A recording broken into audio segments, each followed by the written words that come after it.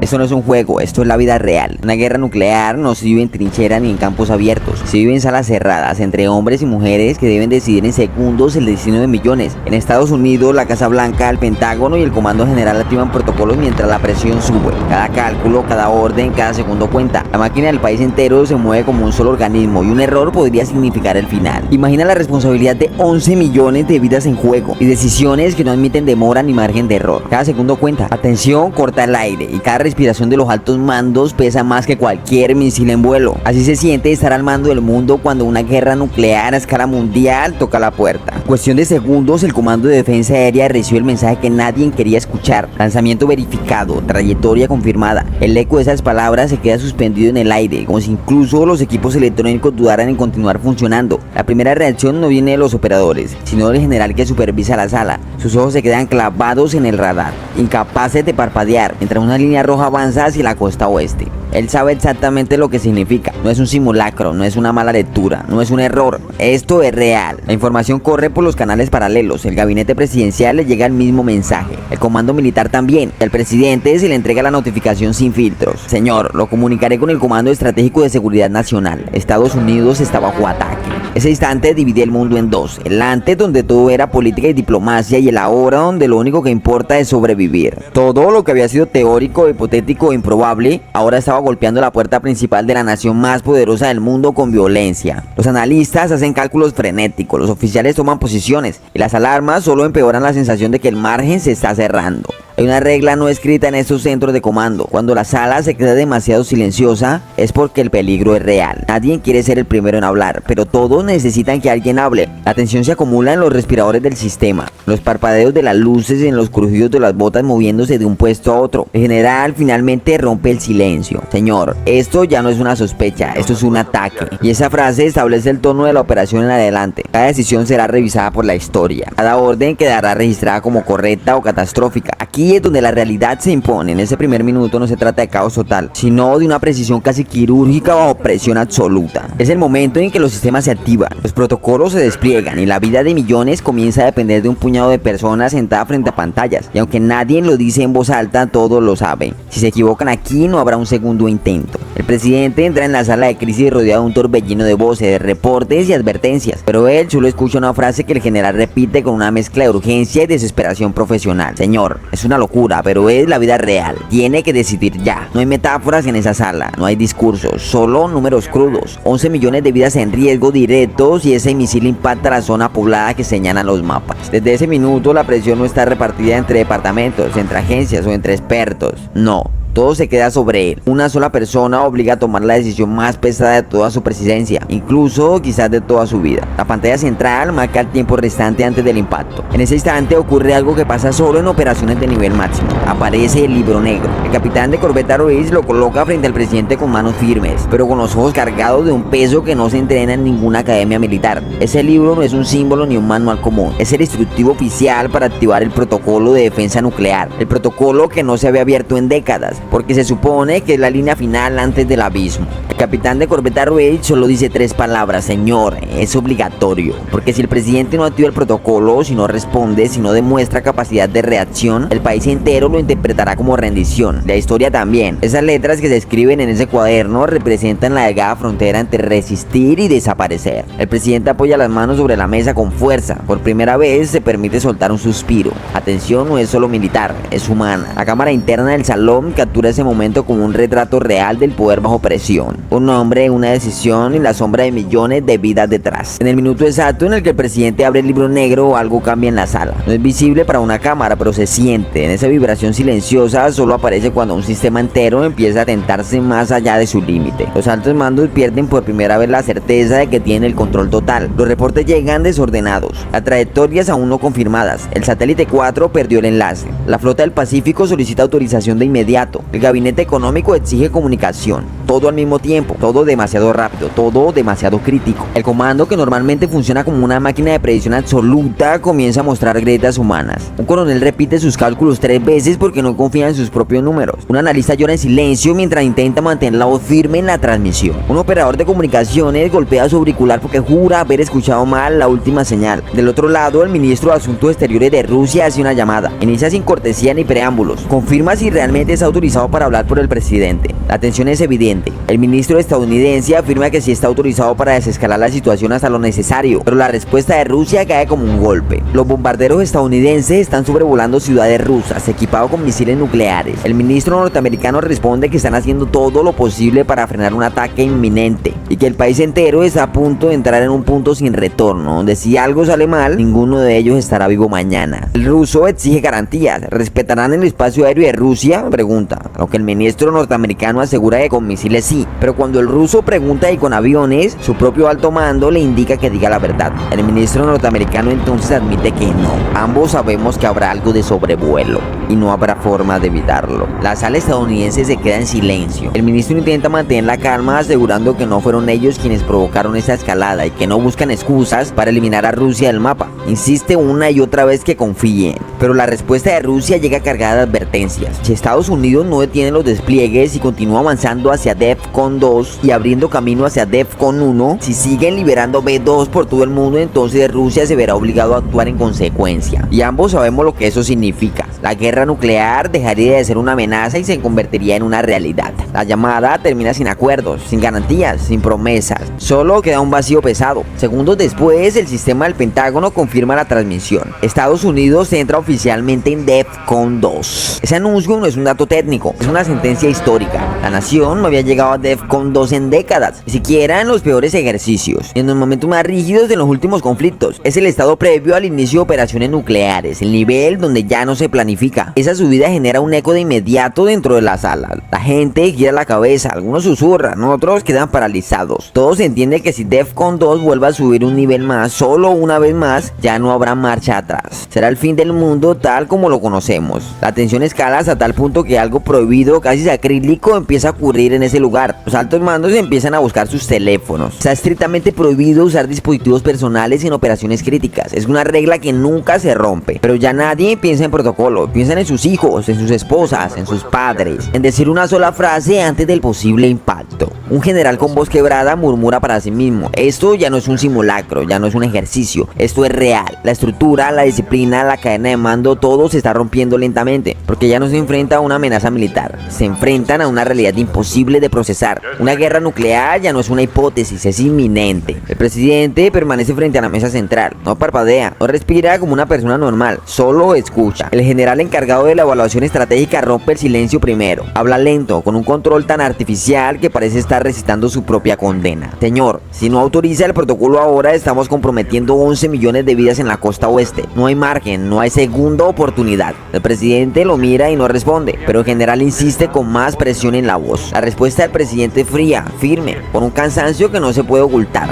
Es una locura, a lo que el general responde con voz fría: con todo respeto, señor, no es una locura, es la vida real. Y yo no necesito saber cuántas ciudades está dispuesto usted a sacrificar si no hacemos nada. La frase cae como una explosión adentro de la sala, porque deja claro que la responsabilidad no es compartida, no esta vez, no en este nivel. Saben que cuando la historia se escriba, si es que queda historia, solo aparecerá un nombre en esa página, y será el del presidente. En ese momento, el contraalmirante Rick le presenta las opciones del libro negro y sus diferentes opciones de ataque: selectivos, limitados y a gran escala. Lo empuja hacia el presidente y le dice las palabras que quiebran incluso a los hombres con más años en operaciones. Señor, este documento lo identifica a usted como el iniciador. Si no lo activa, será interpretado como un acto de rendición y el enemigo no va a perdonarlo. No hay metáfora, no hay matices, es literal. O activa la defensa nuclear o su país será recordado como el que se entregó sin luchar. La tensión sube más. Alguien vuelve a avisar. Impacto estimado 13 minutos. DEFCON 2 confirmado en todas las bases, solicitando orden directa desde los submarinos. El presidente cierra los ojos un instante, solo uno, y en ese microsegundo toda la presión del mundo cae sobre él. 11 millones de vidas, una nación en pánico, el ejército al borde del colapso y el peso moral de decidir si hoy empieza o no una guerra nuclear. Un asesor temblando dice lo que nadie se atreve a formular: señor, ya no estamos tomando decisiones militares, estamos decidiendo quién vive y quién no. Y ahí en ese punto la historia deja de avanzar. Todo todo se detiene, todo se congela, porque lo que viene después solo depende de una firma. El comando general recibe la actualización que nadie quería escuchar. Confirmación satelital, el lanzamiento fue real. Repetimos, es real. Los operadores cambian de tono, ya no hablan rápido, ahora hablan corto, robótico, como si cada palabra fuera una pieza de maquinaria que debe encajar perfecta. Trayectoria estable, tiempo de impacto 11 minutos. No hay comunicación del enemigo, y cuando no hay comunicación es porque el enemigo está apostándolo todo. El jefe de inteligencia rompe el protocolo, literalmente, lo rompe al golpear la mesa con un disoye sellado. Señor, esto no se había autorizado, pero ya no hay tiempo. Estamos perdiendo el control del personal. El presidente lo mira. ¿Qué significa perdiendo el control del personal? El jefe de inteligencia traga saliva. Oficiales de alto rango están haciendo llamadas a sus familiares. Un silencio brutal,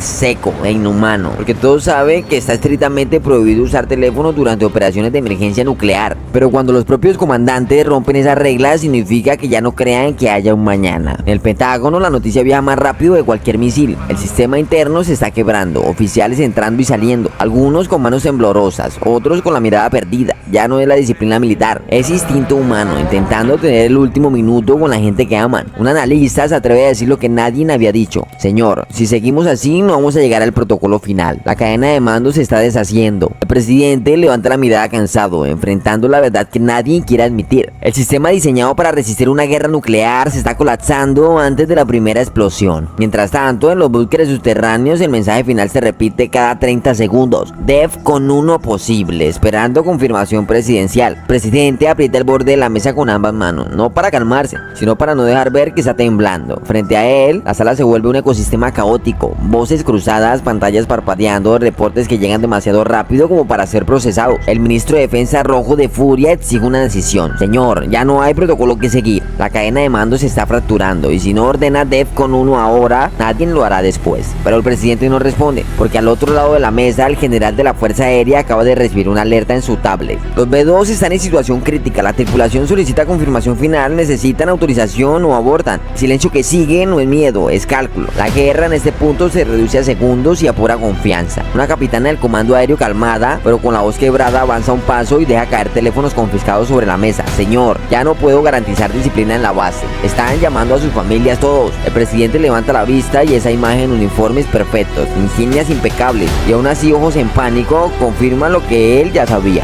El país ya no está esperando órdenes, está esperando la primera explosión. El jefe del Estado Mayor rompe la tensión. Si activamos DEFCON 1, al menos recuperaremos la estructura. Con DEFCON 2 ya no están obedeciendo, el sistema se está deshaciendo. En paralelo, en el sótano blindado del Pentágono, el tablero de alertas cambia de color, de amarillo a rojo intermitente, una advertencia previa a DEFCON 1. Reserva solo para autorización, donde la cadena de mando amenaza con colapsar. El presidente, sentado en su asiento, ya no mira pantalla, ya no mira mapas, mira a su equipo, o lo que queda de él, y con voz seca, sin dramatismo, sin fuerza, solo cansancio: traigan el maletín, es hora. Porque todos saben que esa frase es la antesala de algo que jamás pensaron escuchar en sus vidas: activación del protocolo de guerra nuclear, pendiente de firma presidencial. El maletín llega al oficial más joven de la sala, no debería estar temblando, pero lo está. El presidente abre el maletín, dentro perfectamente sujeto por correas negras, y ahí está el libro negro, un manual del grosor de una biblia, lleno de protocolos que jamás se han usado en la vida real, solo existen para un momento: el fin del tiempo político y el inicio del tiempo militar. Traducido hoy literalmente a dos partidos que lideran el mundo: capitalismo y comunismo. Dos palabras tan sencillas, pero que literalmente controlan todo. A su derecha, el capitán de corbeta Ruiz, de la Marina y custodio del protocolo, se adelanta, respira hondo y dice la frase que ningún líder civil del mundo quiere escuchar: señor, si no inicia el protocolo ahora, el enemigo interpretará el silencio como rendición. Legalmente, esto lo convertirá en símbolo de capitulación.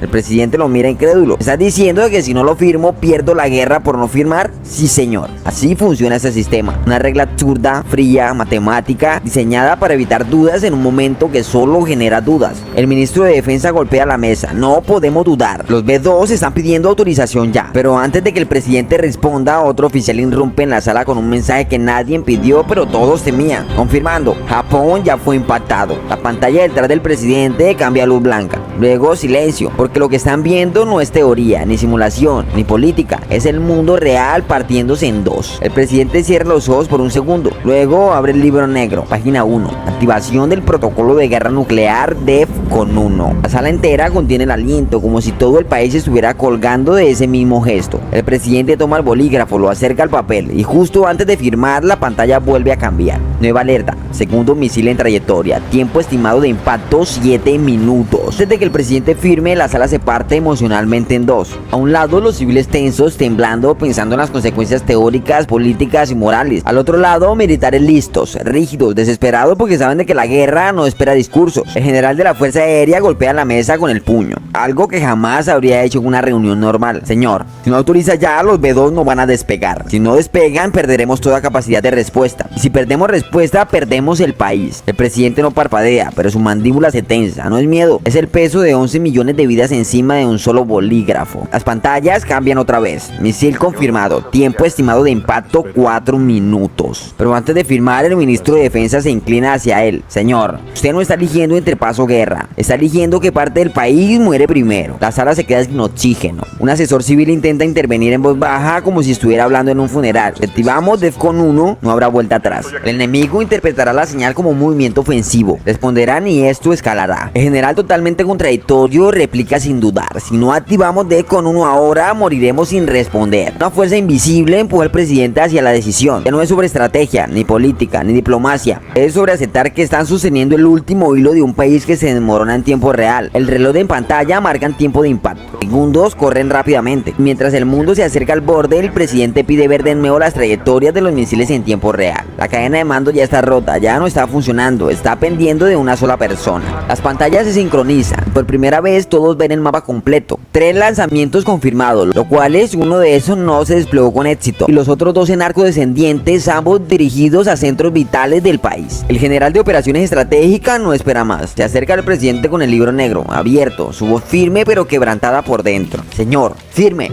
Cada segundo que pasa es un bombardeo menos en el aire. La sala de comando queda en silencio cuando llega la orden, autorizando lanzamiento de JIT para intercepción. Los operadores ejecutan la secuencia sin dudar. Las pantallas aparecen en la trayectoria. El sistema confirma JIT en el aire. Tensión sube de inmediato. El conteo desciende. Cada número cae como un golpe seco. La posibilidad de evitar que el desastre dependa de un solo impacto. Confirmen impacto. Confirmen impacto. Espera la confirmación. Impacto fallido. La sala se congela. Nadie respira. Los técnicos miran las pantallas como si esperaran un milagro. Otros llevan las manos a la cara. Empiezan a llamadas rápidas, desesperadas, a familiares y quien alcancen. Algunos lloran sin esconderlo, sabiendo de que el tiempo se está acabando. Porque ese fallo significa una sola cosa: lo que viene ya no se puede detener. Todos entienden de que están presenciando el inicio de una catástrofe mundial. Y en ese mismo instante el presidente toma aire, levanta el bolígrafo y firma. No hay música, no hay diálogo, solamente el clic del bolígrafo cerrándose. Un sonido tan pequeño que aún así desata el protocolo más peligroso que existe. La base NORAD recibe la señal, ejecución autorizada. Las luces en el comando estratégico cambian de ámbar al rojo absoluto. La voz metálica lo anuncia, sin emoción, sin opinión. Atención, estado de defensa DEFCON 1 activado. El país entero entra en modo guerra, las sirenas comienzan a aullar bajo tierra, los equipos de comunicación cifrados se activan. Los operadores repiten los códigos nucleares en voz alta como un ritual que nadie quiere recitar. En ese mismo segundo, los hangares de la Fuerza Aérea se abren con un estruendo que vibra en el pecho. Los B-2 se ponen en marcha, motores encendiéndose, líneas de pilotos corriendo hacia sus aviones.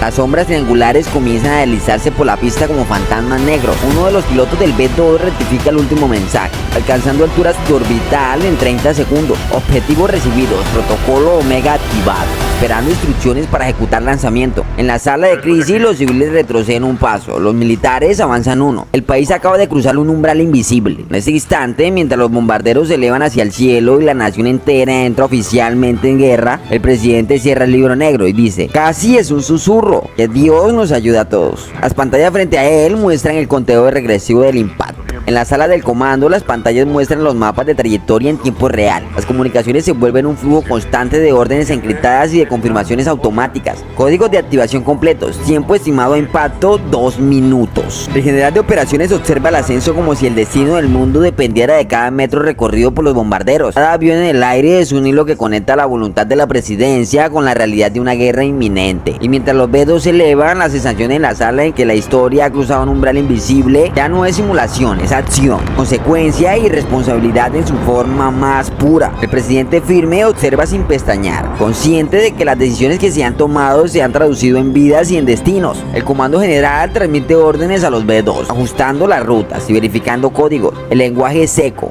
cortante, preciso, no hay espacio para dudas. Cada sílaba es un puente entre la estrategia y la acción. El presidente permanece erguido, mirando las pantallas mientras los informes llegan, confirmaciones, sincronizaciones y alertas. No habla, pero su mirada comunica que cada decisión está cargada de responsabilidad absoluta. Sabe que un error en cualquier punto, por mínimo que parezca, podría significar la diferencia entre el control y el caos. El país entero parece suspendido en un hilo invisible, conectado únicamente por la disciplina militar y la presión de la autoridad presidencial. El presidente observa todo, consciente de que el peso de millones de vidas recae únicamente sobre sus hombros. La presión no desaparece con la firma, aumenta con cada segundo de vuelo, cada trayectoria confirmada, cada señal de que la guerra ha comenzado. Bajo presión extrema, con las sirenas dominando el edificio, el ministro de Defensa recibe la orden final de evacuación. El servicio secreto lo rodea, lo empuja hacia el corredor blindado, mientras él intenta coordinar la última llamada, transfiere comunicaciones, intenta contactar con su familia. Su voz se quiebra apenas un segundo antes de retomar el control. Lo escoltan hasta el helipuerto, donde ya el reactor está en marcha, pero justo antes de abordar, el ministro se detiene y observa el horizonte. Siente el peso de la nación entera sobre sus hombros y entiende de que está presenciando el posible final. Es un impulso marcado por la desesperación y la certeza de que no verá el amanecer, y ahí toma una decisión súbita. Se aparta del cordón de seguridad y se lanza desde la altura, mientras los agentes quedan desconcertados, incapaces de comprender lo que acaban de ver. El gabinete y el comando saben que en estos minutos iniciales los errores no se perdonan. Cada llamada a casa, cada ruptura de protocolo, cada decisión individual revela la fragilidad humana dentro de un sistema diseñado para ser infalible. La sala ya no vibra con alarmas ni códigos. Los B2 siguen su ruta, los misiles enemigos cumplen su trayectoria, y por primera vez queda un silencio casi imposible de sostener. Los líderes, oficiales y asesores se permiten un instante para respirar, pero saben de que este respiro es frágil, como un cristal que amenaza con romperse con cualquier error. Cada decisión tomada, desde el primer aviso del radar hasta la firma del libro negro, demostró lo delgada que es la línea entre el control y el caos. Las técnicas y la estrategia son precisas, frías, matemáticas, pero la moral y la responsabilidad de que millones de vidas dependan de un solo gesto, eso no se mide en datos. No hay manual que enseñe cómo soportar el peso de un país entero en una persona o en un código de activación. En este punto hay que entender algo muy importante: la guerra no solamente se traduce en software, en misiles o en trayectoria, es decisión humana bajo presiones extremas, cálculo versus ética, acción versus consecuencia. Cada oficial que llamó a su familia, cada comandante que ajustó la trayectoria, cada consejo que llegó a la presidencia demuestra que incluso el sistema más estructurado es vulnerable a la emoción y al miedo y a la urgencia de actuar correctamente. Y mientras el mundo continúa girando fuera de la sala, queda la reflexión que ningún manual se atreve a enseñar. La guerra no solamente destruye ciudades, destruye certezas, pone a prueba valores y expone la fragilidad de quienes deben decidir por nosotros. La responsabilidad no termina cuando se cumple la misión, sigue después cuando toca enfrentar las consecuencias de todo lo que pasó, si es que queda algo. Realmente la verdadera pregunta que es una sola: imagínate estar al frente de la decisión que pueda salvar o condenar millones de vidas. Los misiles ya están en el aire, los códigos ya fueron activados y verificados, cada segundo cuenta, cada error es irreversible. ¿Firmarías y asumirías la responsabilidad de iniciar el fin de la humanidad, o dejarías que el destino o tus enemigos decidan por ti?